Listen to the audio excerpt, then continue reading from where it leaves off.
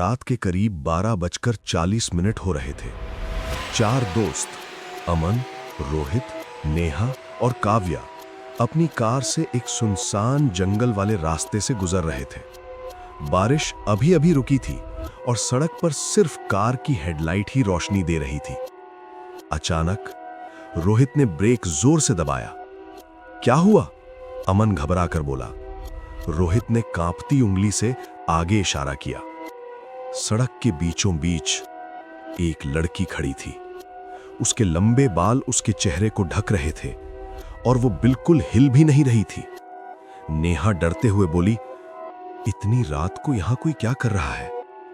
रोहित धीरे धीरे कार उसके पास ले गया, लेकिन जैसे ही हेडलाइट की रोशनी उस लड़की के चेहरे पर पड़ी, सबके दिल की धड़कन रुक गई। उसका चेहरा अजीब तरह से पीला था और उसकी आंखें पूरी तरह काली थीं। वो धीरे धीरे सिर उठाकर उनकी तरफ देखने लगी। अचानक उसके होठों पर एक डरावनी मुस्कान आ गई। काव्या डर के मारे चिल्लाई, रोहित, गाड़ी घुमा अभी! लेकिन तभी वो लड़की अचानक गायब हो गई। सड़क बिल्कुल खाली थी। सब एक दूसरे को देखने लगे। रोहित बोला, शायद हमें वहम हुआ। तभी कार के पीछे से खरोंचने की आवाज आने लगी। खर्र खर्र, जैसे कोई नाखूनों से कार को खुरच रहा हो। नेहा ने धीरे से पीछे मुड़कर देखा और उसकी चीख निकल गई। वही लड़की कार की पिछली खिड़की से चिपकी हुई थी। उसकी आंखें अब लाल चमक रही थीं और उसका चेहरा खून से सना हुआ था। रोहित ने तुरंत गाड़ी तेज कर दी। कार 100 की स्पीड से भाग रही थी, लेकिन कुछ सेकंड बाद अमन ने डरते हुए आगे देखा। वही लड़की फिर से सड़क के बीच खड़ी थी। ये कैसे हो सकता है? अमन की आवाज कांप रही थी। रोहित ने गाड़ी मोड़ने की कोशिश की, लेकिन तभी लड़की ने अपना सिर असामान्य तरीके से 180 डिग्री घुमा दिया और फिर उसने एक भयानक चीख मारी।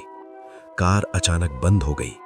चारों दोस्त अब घने जंगल के बीच फंस चुके थे।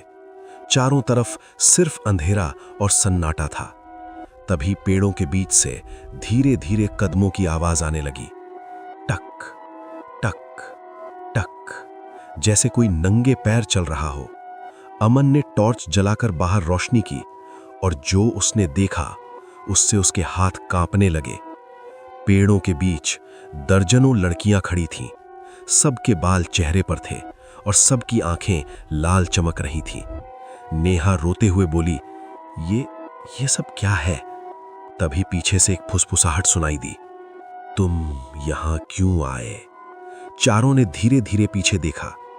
वही लड़की अब कार के ठीक पीछे खड़ी थी। उसका चेहरा अब पूरी तरह सड़ चुका था और उसकी आवाज इंसान जैसी नहीं थी।